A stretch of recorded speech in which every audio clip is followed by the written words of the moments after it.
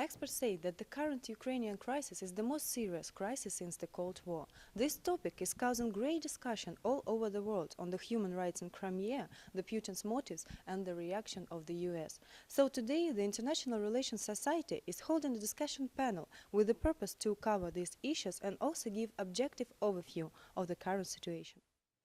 The Ukrainian crisis has strongly affected the society in February 2014, when the real revolution has risen in the Ukraine. The real civil war has seemed to be started. The local citizens list various of reasons for that. Among them, they mention numbers of political mistakes of the pre-revolution government.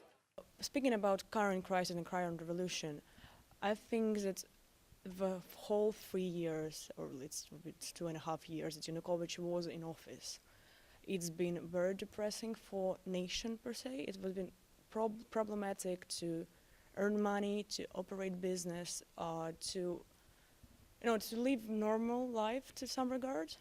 And in that point, when he didn't sign the EU integration agreement, it was kind of exaggerated to the point that people went on the streets.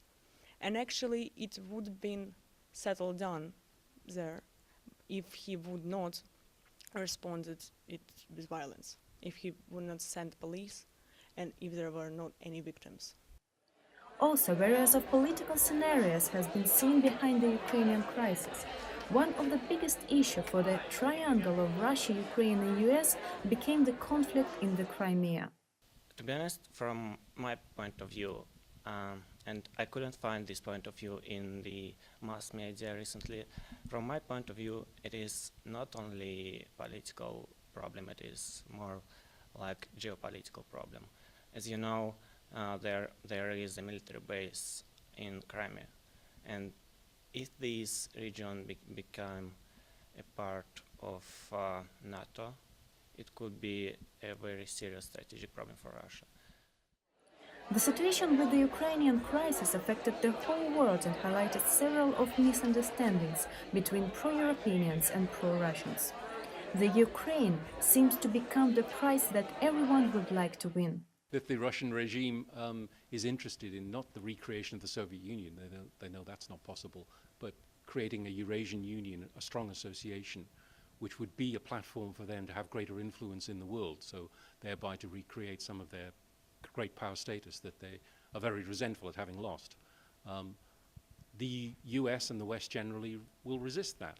I don't think that they sought to resist it by having an open confrontation in the Ukraine. This is not a battleground that anybody would have chosen.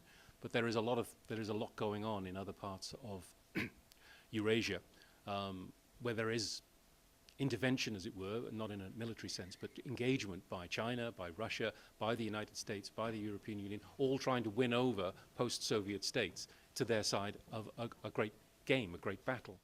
However, the political game around Ukraine seems to be developed intensively. Crimea became officially the part of the Russia according to referendum from 16th of March 2014. Also, the new president Petro Poroshenko was officially elected in May of 2014. After his victory, he promised to forge close links with the European Union and restore peace in the rest of eastern regions.